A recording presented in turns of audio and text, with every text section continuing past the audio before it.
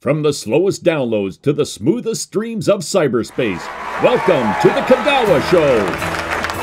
And here's your host, Arthur Kidawa. Welcome to another spectacular episode of the Kidawa Show, your late-night YouTube talk show. I'd like to take a moment, first of all, to thank you for supporting the show, for liking, subscribing, but mainly leaving your feedback and comments about how you feel and how you enjoyed the show. It's a big pleasure for me and our guests to create these experiences for you. So, again, we thank you very dearly. Tonight, we have a guest here from Montreal. That's right, Canada. He's an actor there, and he's a big part of Larps, the series, which is a great and wonderful web series that you have to know about if you don't. So please welcome Scott Humphrey to the show.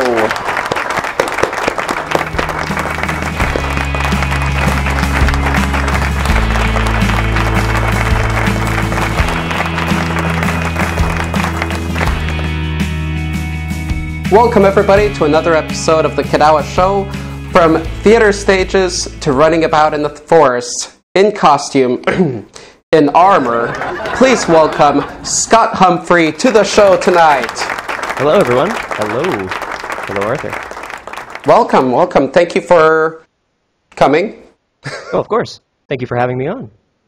Scott, you are in Canada, is that correct? That's correct, yeah. I'm coming to you from Montreal in Quebec. Okay, and Scott is representing as well Larps, the series, the YouTube channel, which has over 6,700 subscribers currently. It is a project that's been started, when would you say? The original concept came in about 7 or 8 years ago, but we only entered pre-production for season 1 about, I'd say 2 years ago now. Yeah, okay. So it's been a couple of years since the show's been really living. Yeah. Sure. Okay, and now they're working on creating a season 2. So the current channel, Larps, the series, does not have the full season 1 because they have been shown on another channel. So is season 2 going to be presented on this channel? Yeah, season 2 also is going to be presented on Geek and Sundry, the YouTube channel with which we're partnered currently. I mean, this is fantastic for us because we get to, broadcast our show to their 1 million subscribers or something to that effect. So it's really fantastic to be able to reach a wider audience in that regard. Sure, absolutely. And we'll get back to that in a second. So first I want to start with you, Scott. So tell us a little bit about you and your history and who you are and what role you play in Larps, the series. Well, I was born on a wintry December day in 1988. Oh boy. No. So I'm a Montreal-based actor. So I do theater, film, television, voice work, video game work, etc. I grew up in Ottawa, Canada's national capital, but came to Montreal for my undergraduate degree. I did training in theater performance. While I was at Concordia University in Montreal, I met a number of people, some of whom are my very best friends, all of whom you can see on the show, Larps the series. The entire main cast, we all became very close. We were all in the same year. One of the actors in the show, Jonathan Silver, who plays Arthur, he was friends with Benjamin Warner and Julian Stambouli, the producer and director of the show and the co-owners of Bean Duck Productions. And he knew them through high school. So we all kind of became friends in that way while we were studying and working. And then in mid-2013, so this was a few years after we graduated, we were out, working in the world, doing what we do. We were in plays and trying to find work here and there. Julian pitched a project that he had been thinking about for a long time, which was a web series about LARPing. Now, not so much about LARPing itself, not addressing the hobby, but addressing people who LARP as a hobby. So it's a character drama, about people who live their lives out of the game and in the game and how one can affect the other and vice versa. He took that he took that concept to John Verrill, one of my friends who plays Evan in the show and who wrote the show, and then John wrote it. Kind of happened. We had auditions. It was a phenomenal time recording season 1, and it's just been it's kind of blown up since then. I think that was a lot of detail all at once, but yeah. Well, thank you, and the quality of the show is astounding. It's excellent. You do play a ranger in the show. Now, okay, before we dive deeper into that, could you take the honor of explaining what LARPing is to the people that don't know what that is? I would love to take that honor. I really would.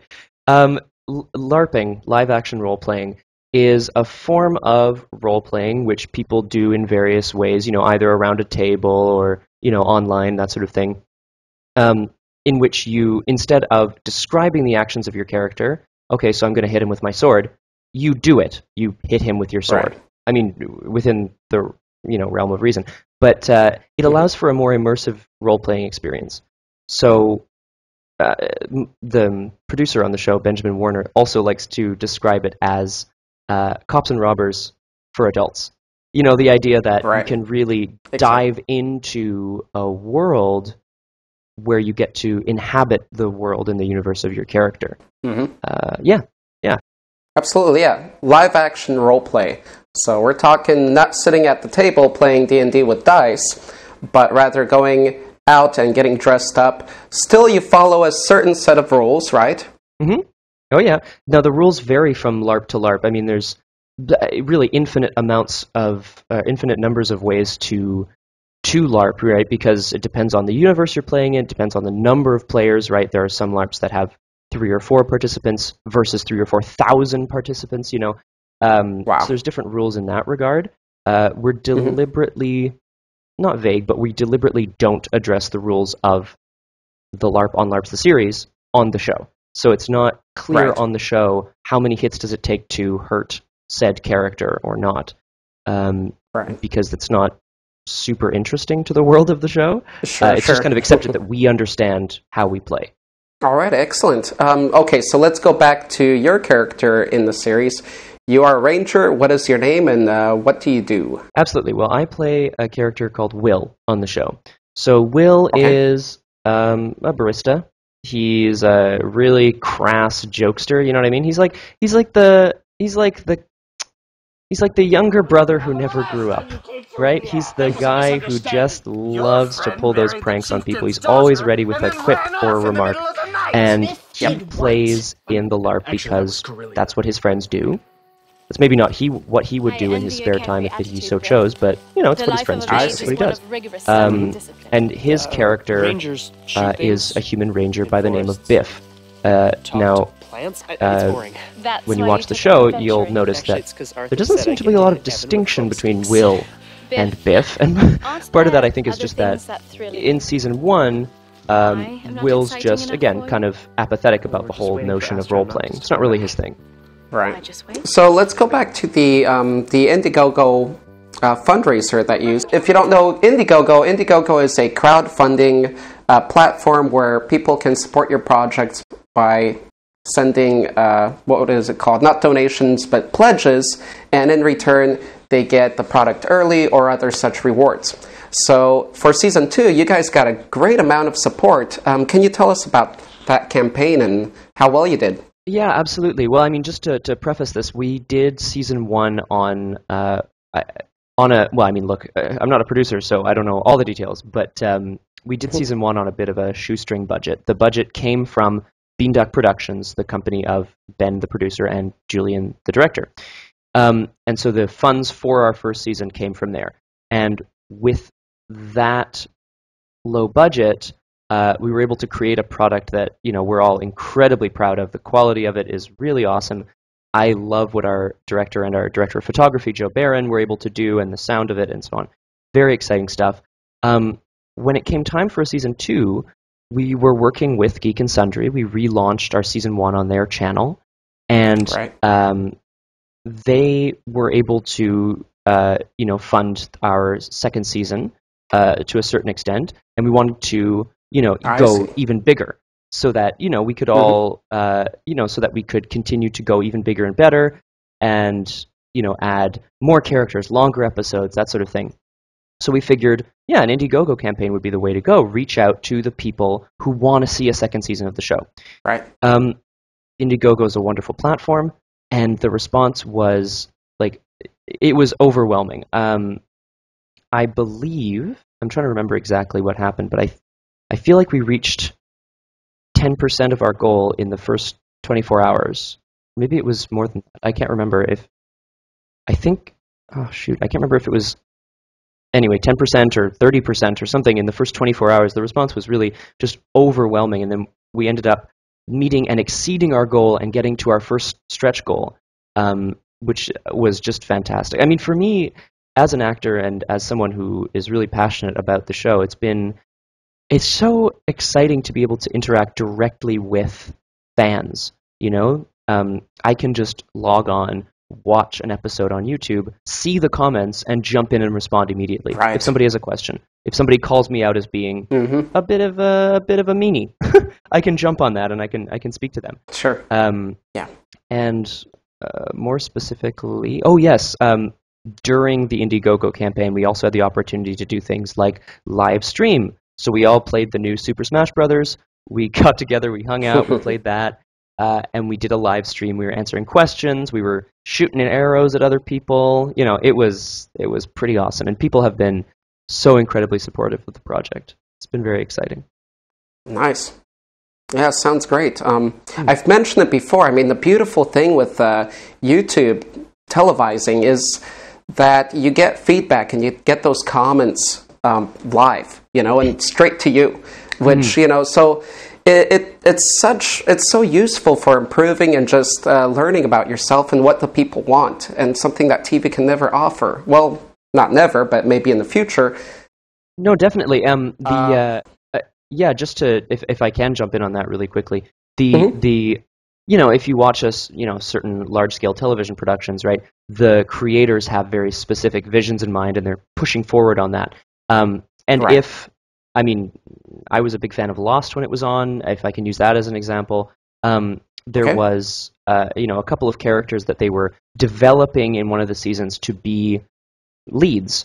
But by the time they got halfway through the arc of those characters, the fans hated them for a number of different reasons. It doesn't matter. But they weren't able to get that feedback. The creators weren't able to get that feedback immediately. So getting it on a delay meant that they had to shorten that arc really quickly, and it ended up being pretty messy. Whereas with LARP's the series, as of episode 0 dropping on Geek and Sundry, the first few episodes, we got hundreds of comments and compliments and feedback and criticism and so much material. The thing we heard a lot was these episodes are way too short. And I mean, as far as criticism goes, that's pretty good. And now we know immediately, okay, we're going to make longer episodes next time. Yeah. Right. Excellent. On the topic of Geek and Sundry, so I guess the question is, Season 2, is it going to be uploaded on both channels, or is it going to stick to the LARPs, the series channel? I believe Geek and Sundry has exclusivity for this season. So we're reserving the LARPs the series YouTube channel for things like behind-the-scenes content and updates and announcements of, you know, if we're going to various conventions and that sort of thing. Yeah, it's more of a way of staying in touch with the fans about the production rather than the actual series itself. Sure. Now, that's as near as I know. Things may have changed. But I think that's it. Yeah. So with LARPs the series, how many people total are working on this show together? Well, for Season 1, we had... Let's see here. For Season 1, we had 5 leads and 3 other actors, so there were 8 actors. And in terms of crew, it was about the same. We had, you know, our director and our DOP and our sound on set and a couple of PAs. And, I would say fewer than 20 for sure on Season 1. Because all the visual editing was done by Julian Stambouli, the director, and all the sound editing was done by a wonderful guy by the name of Matt Sherman. For Season 2, again, we were able to go, you know, bigger and better. So we have 20 to 25 people on set, not counting a couple of other individuals who are behind the scenes doing fundraising, managing the Indiegogo campaign, managing social media, who will be doing post-production when we get to post-production. So it feels a lot bigger, I guess is what I'm trying to say, because there's so many more people on set all the time. So I'd say probably 25 to 30, although I think it feels a lot bigger. Right. What's nice is that it's still within the realm of we're all a family, you know? Right. It still feels like we're a family, which is great. It's such a wonderful feeling, and I love being able to be part of a web media show because we're able to do that. You know, there aren't thousands of people running around, you know, and we don't know who all these people are. Yeah. I know everybody personally, and that's fantastic. And you have so much creative freedom, you know, and then it's not managed and controlled by any larger power there. Right now, you're working on Season 2. Are you going to start airing Season 2 while it's still in the making, or do you guys finish up the entire series and then you upload it? I think the best, because of the resources it requires to shoot the second season and the epicness of it, the idea was do production in a block and then do post-production in a block. So it will be done by the time it's ready to be aired. Nice. Which is great because then you know, we can tease content from the whole season before we air anything. Absolutely. Right, which is kind of fun. Get screenshots, pull some behind-the-scenes footage, etc. I believe we are on track to releasing Season 2 in August or September of 2015. In August, okay. Although, now I mean, I don't I don't have confirmation on that, and don't tell the executive producers I told you. I'm just kidding. But it's very exciting. But we're starting our second block of shooting on Monday. Shoot for 3 weeks, finish the exteriors, because it's now nice outside. I don't know if you've heard, but April and earlier in Canada are not pleasant outdoors, so we had to shoot all of our interiors in April. And then now we're doing our exteriors now that it's, you know, gorgeous outside. Yeah. And we should be, and then post will take a while, but we should be ready to shoot by, release by August, I would think, September maybe. Okay. So to film the entire season, it's taking, would you say 8 months or so? Somewhere around there? Well, from day one to release, I would say that sounds about right. But actually, let's think about that for a quick second. Production itself is going to be about 6 weeks of filming. We had a break in the middle, but about 3 weeks interiors, 3 weeks exteriors. But pre-production, we did the Indiegogo campaign. The scripts got written, and then, of course, we were all providing. Well, actually, one of the great things about working with John Verrill, the writer, is that he requests feedback from the actors about their characters and about their arcs, which I know is not super commonplace. Often, you know, writers like to have a certain degree of control over their scripts, and John's been very awesome about letting us contribute on set, and you know, change things on the fly a little bit if it feels better for our characters. So we started looking at the script back in the fall. So actually probably 8-9 months at this point from day one to release. Yeah, it's a pretty big undertaking. Sure. How much would you say you'd have to commit a day on average for this project yourself? As an actor, if I'm called for a day on set, we're looking at 8-9 hours. I just did a day. Because of various things, we only had the space for one day, so we had to get an entire episode's worth of material done that day. So that was about 18 hours for me, and I think about 22 for the crew, or so. That was an uncomfortably productive day. We really went for it, and it was fun. But nice, impressive. Yeah, for me, about 8-9 hours on a day. Which is really, I mean, obviously, it's what I love to do, so I'm having a great time with it. Sure. But the executive producers put in work, every day to make sure that we're getting media appearances and getting our product out there and sure. Organizing upcoming conventions and so on. Nice. Okay. Getting back to the world of LARPing, I don't know if there's an official rule book or every group creates their own rules, but what are the general rules in it? Yeah, well, yeah, every group would create their own because, again, it depends on what you want to accomplish, right? There's a number of groups here in Quebec which is sort of known for this style of LARPing in which large numbers of people get together and kind of create immersive worlds over a long period of time, over a weekend or even longer. And the rule set for that would actually, I assume, would be quite flexible. The people overseeing the game, if there are any, would allow a pretty big degree of freedom. I mean, the sort of general common sense rules apply, right? Don't hurt people. Have fun.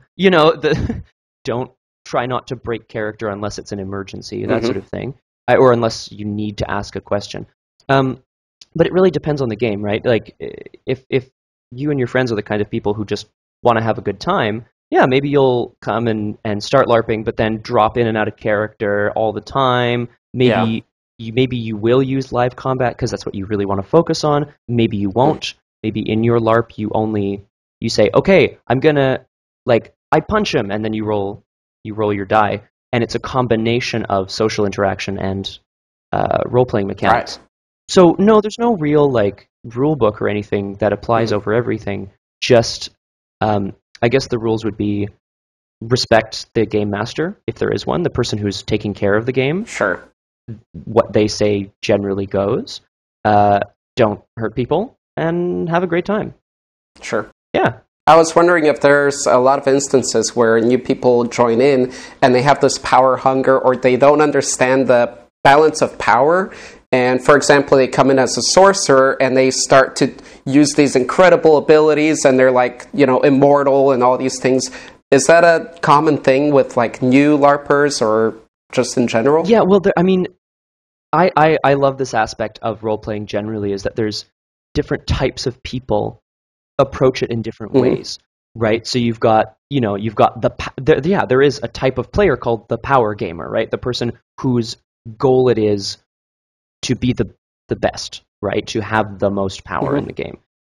But some people approach LARPing as a way of truly living the life of another person, sort of like acting, being truly in that moment. Absolutely. Some people approach it just as hey, I get to be outdoors and I get to run around. That's cool, or whatever. Some people are tacticians. What's the most effective way of approaching this conflict?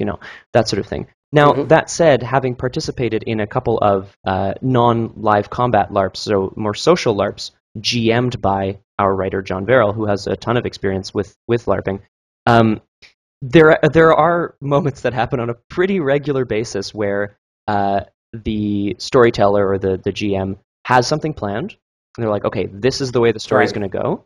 Maybe not super strictly, but they're like, this is the way it's going to go. And then, hey, look, a player has access to an idea or a thought or an ability, and they use it in a really unconventional way. It happens in life all the time, right? So, yeah, that sorcerer might say, oh, well, actually, I have access to the spell that will banish this important player or this important character to another realm forever. Or whatever. And all of a sudden, you've got the storyteller or the GM needs to be on their toes. Oh, okay, what do I do? Yes. Right? How do I change this? Because, again, it depends on the game. Some GMs, some storytellers are really about their way or the highway, so they'll work things around so that you can't necessarily use those incredibly huge powers. But some people will be like, oh, okay, let's roll with it. Oh, you stabbed the most important character in the story. Okay, how do I work around that? That said, that said as well, there's typically in role playing a leveling system built in. So if you're arriving at a game new, you typically won't be level 20, right? You'll be you'll be a basic character, so you only have access to certain spells or abilities. Again, it depends. Right. There's if I can indulge just for a quick second, there's a wonderful game put up by what publishing called Changeling, in which you Changeling the Dreaming and Changeling the Lost, but anyway, it doesn't matter. And you play fairies, half fae, half human. And the arts that you have access to, the magic powers you have access to, are pretty cool things. You can create hallucinations, you can create, you can manipulate objects with your mind. There's a lot of different fun kind of powers, and they're mostly very useful. Yeah. But there's one that players can have access to called Flicker Flash. which essentially says, okay, I teleport him wherever I want. Okay, so I teleport him to the moon, or whatever, or to the bottom of the ocean. Yeah. And like that's an example of a mechanic that just simply doesn't. It could break a game. So you'd either have to have a really flexible game master, or anyway, listen to me talking on about LARPing here. I guess what I'm saying is that that's great. It depends on the kind of players that you have and the storyteller that you have, and hopefully the storyteller has a way of kind of making sure the game's fun for everybody, depending on what they like to do. Absolutely.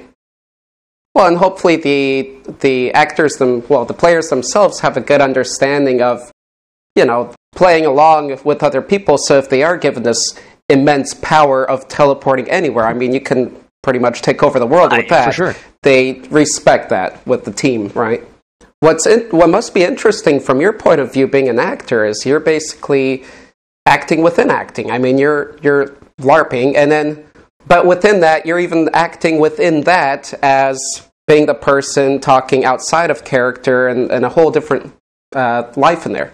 And I was even curious if the character, Jonathan, if I'm not mistaken, he plays your brother, if that's truly your brother or not. No, Jonathan and I are not related, but okay, we're like brothers. No, we're all very all very close. Yeah, in terms of the acting within acting kind of conundrum or paradox, it's really. Mm-hmm. I mean, first of all, for me, it's a little more straightforward because Will doesn't put any effort into his role playing. So I mean, that's a pretty straightforward. Yes. There's no division there for him. He's just he's Will, and he's also Biff at the same time, and it's not a big deal. But generally, yeah, it's a really interesting kind of idea of saying, okay, today, this is my character. This is the emotional truth of my character, and this is the moment that I'm playing. And in this moment, my character, say, Jonathan's character, Arthur, he's playing a rogue, the deadliest rogue in the whole universe, And how does that change him? And more particularly, something that we were kind of coming to terms with during the reading and the work of Season 1 was how good are our characters at acting, right? Because Brittany, the character played by Charlotte Rogers, whose character is Corellia the Mage, her character of Brittany is an acting student and is interested in her reason for playing is to live the life of another character. So she So when it comes time for Brittany to be in character, she's in there. She's acting really well. Yes. Whereas some of the other characters, maybe that's just not their thing. So they put something on, but that's it. It's very surface level. And finding those distinctions and how they move throughout the show has been really engaging. And I mean, not to spoil anything, but for me in Season 2, I will be getting a bit more of an opportunity to play that divide a bit more. And I'm really excited for that opportunity as well. Yeah. Excellent. With this concept of show, I mean, the horizons are, so far with what you can do and how far you can go with character development and all that. It's pretty versatile. Mm-hmm. So going from there, I don't know too much of your acting experience, but was that your first kiss on cam? Aww. On camera? No, it was not. I had to think about that. But okay. No, and I mean, look, actually, that's a fun story because Charlotte and I have been friends for years now, and we're both in relationships with other people. Okay. So when we got into rehearsals for Season 1, we were like, okay, look, this is the story. We're both professionals. We're not 8 years old. It's going to be fine. So we took a moment to ourselves and kind of left the rehearsal hall to go into Julian's kitchen. We were rehearsing at his apartment, and we went, okay. We're just gonna have a first kiss now. Make sure it's not on set, whatever. And then we did that really awkward thing that you do in middle school, where you kind of hold each other but really far away, and you kind of like come in, and yeah, it was quite something, really. No, it was a lot of fun. I mean, sure. And she's great, and really the emotional, like being in the moment on set, it wasn't strange at all. After the moment, we kind of went, what just happened? But Yeah, no. So that was not my first. Right. My first kiss. Well, it's always fascinating for people that are not actors and thinking about the whole profession of acting, and acts such as that. Kudos on that. Well, I mean, yeah, our job as actors is to live the life of the characters that we're portraying. When it boils right down to it, like that's our job. I mean, also there's obviously a lot of peripherals, especially when you come to in theater, there's a question of being heard and being seen. You have to make sure that your instrument's working up to a certain level, and in film, there's a technicality to, okay, I'm going to look here, and then I'm going to look here, right, or whatever. And that's very particular as well. But what it boils down to is, okay, my character and your character are attracted to each other, and in this moment, they're going to have a kiss, and then they're going to sleep together, and then there's a scene after that. Right. So what does that progression feel like? Yeah, no, I mean, that's the world that we live in. Yeah. Right. Fascinating. Okay, so back to you as in character, well, your LARP's character within the series, to be clear, is what is your character's strongest ability or your character's strongest attack at your level? Will's strongest attack. Some of the characters in the show have spell names and have names for certain moves, right? There's Silent Strike, and there's Eldritch Conflagration, and this and that and the other. Right. Will's best move would be known as Killer Quip, because he throws out a quip, like a really sarcastic comment, just bites his enemy right here, gets him right there, and the thing is about Will and Biff is that because Will has no real knowledge of what his character can do, he just does what he thinks would be funny or interesting in that moment. I also have no knowledge of what Will and Biff, or what Biff can do in game. None, really, because it's not written. I have to create for myself. Right. Oh, okay, I could probably do this. But in Will's mind, it's not a question of, okay, I have this move, or I have this spell where I can imbue one of my arrows with the rushing power of wind. No, like he just knows that if he fires an arrow, he can probably hit the dude. Right, like that's his method of thinking. Yeah.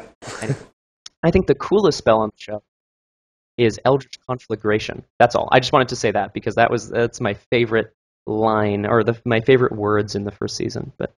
And what exactly did that do? Eldritch Conflagration lit a dying man on fire and burned his corpse. There you go. It is a fireball of epic proportions. That's what that is. Excellent. That's what I was wondering, is how far can you go beyond the bow and arrow? I mean, is he aware of shooting like 5 arrows, or like you said, lit up arrows, things like that? Mm-hmm. Well, he's no Legolas, so I don't think so. Biff has access to a longsword, which he uses very briefly in Season 1 and maybe more in Season 2. I won't say anything else. But yeah, Rangers typically have abilities to do with tracking particular kinds of enemies, making medicines, or surviving in various extreme harsh conditions, which, who knows, does that come up very often in this LARP? I don't know if it does. I think it was... I think probably what ended up happening in the universe of the show is Evan said to Will, okay, like, what do you want to play? And he was like, okay, well, what are the other characters playing? Okay, well, what's left? Oh, the ranger? Okay, I'll play a ranger. Oh, cool, I get a sword and a bow and arrow. How do I get more weapons? That's probably what happened, something like that. Right. Yeah, great dude. Right, makes sense. Okay, so going from that, I wanted to talk, since you mentioned the longsword, you have we're talking as Scott, you have a nice special set of skills. And those pertain using weapons and fighting with that, or at least sparring. So go deeper into what kind of skills you have that you can express even more within the series. Yeah, well, while I was studying theater performance, we had the opportunity to take an actor combatant certification class. So it was basic sort of work, but we got to work on hand-to-hand combat, quarterstaff combat, and some fencing, Okay. some sort of foil work. After that, I also got the opportunity to learn a bit about broadsword, i.e. German longsword, Nice. which is a very specific technique using much heavier weapons. Mm-hmm. So it's more about, chopping than poking, stabbing. Right. And the series is a really perfect, and as well, all of the leads in the show have that same training. So Okay. it's been really exciting to be able to work on a project where we get to actually use some of those skills. Sure. Again, season 2, what people said a lot in the feedback that we got from season 1 was, I thought the fights were cool. Can we have more of that? Mm-hmm. So we're having more combat in season 2, and we've brought on a new fight choreographer who is this incredible guy who did choreography for a ton of video games. So he's been doing, I think he just announced that he did all of the takedowns for the new Deus Ex game. I don't know if you follow Eidos' work, but that's very exciting. Okay. Our new lead cast member, Amber, has extensive hand-to-hand combat training. Yeah, so it's really, I've been able to really bring some of that material into the series. It's been very exciting. Very cool. Well, it's attractive to me because obviously I'm into fantasy medieval things as well, and swords and sword collecting. But also another skill I noticed that you had was under your voice and speaking was Polish. And I wasn't sure if that's Polish accent or Polish the language. Yes. And me having a Polish background, I had to ask. No, of course, please. And I desperately hoped I would never have to meet someone who is Polish in real life and talk about this. And I'll tell you why in a second. So it's not the language, it is the accent. Mm-hmm. One of the pieces of training that we did at Concordia was some work on the International Phonetic Alphabet and learning various kinds of accents. And we pulled a couple of different things during that class, and then from there, I love working with accents. So I've been trying to really broaden my horizons in terms of picking out I have an accent demo and so on because I love the idea of being able to, have a dozen different regional dialects to jump into. Anyway, the Polish thing, I should actually probably update that because when we were working on it, my teacher was like, yeah, a Polish accent.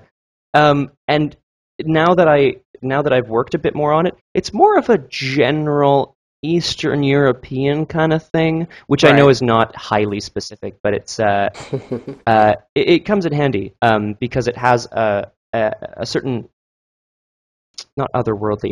It has a very distinctive kind of it has a position not out there, American or not North American kind of feel to it. Yeah, sure. Yeah, accent, not language. Although I'd love to learn the language. It seems really awesome. Well, I think I heard you speaking that accent in one of your demo reels on your website. We'll be linking that. I'm not sure, but I thought so because at first I was like, okay, is that Russian? But you mentioned that, and you did do it pretty good. I mean, oh, thanks, man. I grew up in America, but I sort of know it, and Russian has that heavier sound, and like you said, this is more of a general kind of accent, and I'd say you did it, you pulled it off. So, thanks, man. Right on. Okay, let's go to your history of LARPing.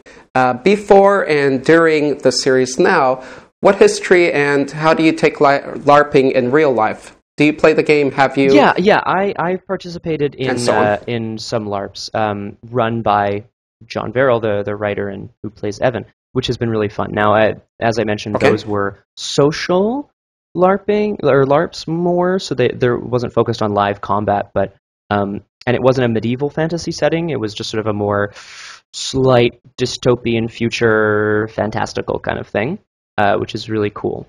But what we got the opportunity to do, because I had played in LARPs, John had run LARPs for a long time, but most of the rest, almost essentially the whole rest of the team was not familiar with LARPing at all. So John ran what's known as a one-shot for us before we started shooting season 1. Okay. A one-shot being a self-contained, hour-long thing. And again, it was not medieval fantasy. It was just to introduce the concept of have fun, play your character. So if what we did, we went to a park here in Montreal. There were people checking us out, but after a while, you just kind of get involved in the universe of the game. And we were there were 3 American astronauts and 3 Russian cosmonauts who were on the International Space Station, I think. Anyway, the idea is that we were all, it was insane. John pulled us all aside secretly one by one and made us, he told us all, okay, you're not really a Russian cosmonaut. You're a cyborg, or you're a traitor, or you have a secret, you have a secret objective to accomplish. So we were all, unbeknownst to each other, lying and working against each other. And it was this crazy hour-long paranoid game which just got out of control. We had a great time. After starting shooting season 1, my time became a lot more limited, so I unfortunately don't LARP currently. I'd love to. John and I are planning on running a session, a new game. Some of the core cast and the producer and director do play D&D, although we haven't had a session in a long time. D&D 5th edition. So, and by which I mean we play a role-playing game, but at a tabletop. So we're not actually LARPing, we're just sitting around the table. That's right, traditional D&D, right? Exactly. Okay, excellent. So I guess that covers a little bit of the next question, which is what other hobbies and work do you have outside of the series? Yeah, well, I mean, as an actor, I'm working a lot in film and television and theater, or, I mean, trying to anyway. I'm doing a play right now in Montreal. Got a couple shows today, actually. I was going to say this afternoon, but where you're broadcasting from, it's already evening. So, anyway, but from where I am this afternoon and this evening, I have a show. So, yeah, theater, film and television work. I'm trying to get more work doing voice and motion capture for video games. Excellent. I'm starting to try to write my own thing because I have a very kind of particular voice that I want to work on, so to speak. So I'm doing some writing as well and trying to get a work of mine edited and produced. In terms of hobbies, look, I'm a huge gamer. For a long time, I was, into lots of varied kind of hobbies, but more and more, I find the stories in gaming really engaging, and I play so that I can experience story in a really direct context. But I mean, look, other than that, I'm trying to get outdoors as well, walking, swimming. I'm a big swimmer. What else? Hobbies-wise, oh, geez. Oh, music. Big fan of music. Are you a singer too? Yeah, I do. I do sing. I haven't. I used to do a lot of choral singing, which is actually really interesting. Being able to go learn your part, but then blend, sort of be a part of a bigger whole. That's really fun, and I love choral music. It's so rich. I haven't been able to do that in a long time, and I'd like to get back into it. Where would you love to live if you could choose to live anywhere on this planet or beyond? Wow. That is really difficult. Here's the deal. I love the ocean, so I'm going to say somewhere coastal. I've never been to Austria, but I really want to go to Austria. Or Germany and Austria, sort of Central Europe. But in terms of places I've been that I know would be really enjoyable, sort of that like rocky cliffside, eastern seaboard America or western England. That sort of place is really beautiful to me. And I think I would be very, very happy there, although you probably wouldn't go swimming in those locations, but yeah. Okay. What excites you most? Trying something new. And knowing that I'm not afraid to just jump into something and possibly make a fool of myself or possibly have the greatest time ever. Yeah, that's what excites me. Saying something like, oh, I've never done that before. Let's try that. Definitely. I hear you. All right. And the last one of those, what makes you smile?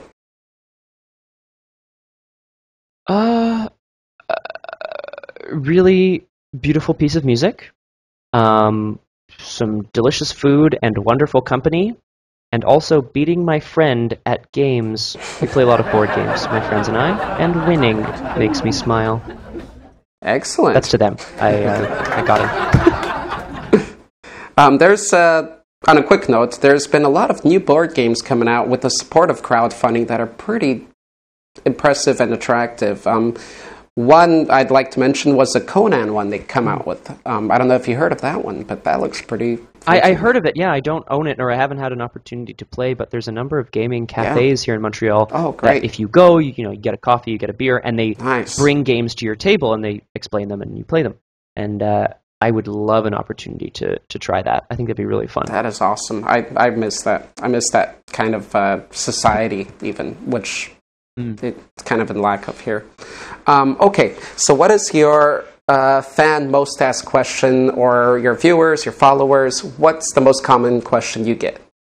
The most common question we get, as a team, would be something to the effect of, have you guys ever LARPed before? Which I know you asked me as well, because it's a totally valid question. Sure. If we are actors and creative people who have never LARPed before, why are we doing a story about LARPing, right? So people want to know what our experience is, especially since the show has a lot of fans who are LARPers and who feel that they relate really well to it. That's generally the most common question, I think. And being able to answer that and kind of refine it every time has been really fun. Scott, do you have any other channels? Yeah, I have my own personal YouTube channel. I should probably know that off the top of my head, shouldn't I? I believe... you can search for Scott Humphrey. Yes, you can find me on YouTube at Scott Humphrey 1212. That's me. I'm also on Twitter at Shumfrey1212. Excellent. Facebook, Scott Humphrey. Instagram, Shumfrey1212. Great. Or Scott.Humphrey1212, I think. You can find me. Just type some sort of combination of those words and... Is there a reason why the 1212? What do you think, Arthur? Well, it's not a date of birth, that's for sure. Unless it's your It's not Rangers. a year of birth. Okay, so it's December 12th? So, yeah. Yeah, easy peasy. It's easy for people to remember, too, which I love. Sure. People don't forget. So that's been great, yeah. All right, great. And... Scott is also the second guest on the show that actually has his own IMDb page. So do check that out. Check out Scott's work, as well as his channel, where he has demo reels and other things. So definitely fascinating. So definitely subscribe and follow him. Okay, so I will mention the LARPs the Series channel, your channel, and we might as well give out Geek and Sundry a shout-out as well, where your series will be broadcasting. Is that correct? Absolutely, yeah. Season 1 is available there in its entirety. You can watch the whole playlist. It's about an hour for Season 1. That's right. Season 2 will be airing there at some point in the late summer, early fall. And they have amazing other content. I'm a big fan of Will Wheaton's Tabletop, but they have other shows. Space Janitors, great Canadian comedy. They have lots of material to check out. I definitely recommend it. Excellent. Very cool. What message would you like to leave your followers, fans, and friends with tonight? 2 parts. No, just one part. Just one part. What I'd like to leave people with today, do what you love and have fun doing it. There you go. Nice and simple and clear. Perfect. All right. Well, I'm going to be subscribed to LARPs. I want to see the backstage and, behind the scenes kind of stuff. And I definitely want to see where you go, Scott, with your career and just passion. And I will be watching the series Season 2 and probably rewatching Season 1 on Geek and Sundry as that airs. So, please check out his channel. Give him a shout out. Give him some comments, some feedback, some questions. We all love questions and likes. And if you enjoyed seeing him on the show, please let us know by liking below or commenting. And if you'd like to see Scott back on the show or the other casts of LARPs the series, please comment down below. We'd love to hear your thoughts about that. So once again, Scott, I would like to give you my digital handshake. There you go. And have a great night or day wherever you are. Have a great one. Subscribe and comment down below, and maybe you can be on our next show. Be sure to check out Arthur Kidawa's gameplays, monsters, and other work. For this program as well, so anytime you want to be featured, just let me know. So if there's a great YouTuber that you want to see interviewed, and if you know some questions you want to ask them, let us know who it is and what questions you have. And again, if you're a YouTuber and you want some more viewers and more subscribers and more fans to meet you and find out about you, this is a great chance for you. It's a great opportunity. I'm not on it today. I need to rephrase that. He's got this. He's got this. I've had a long day today.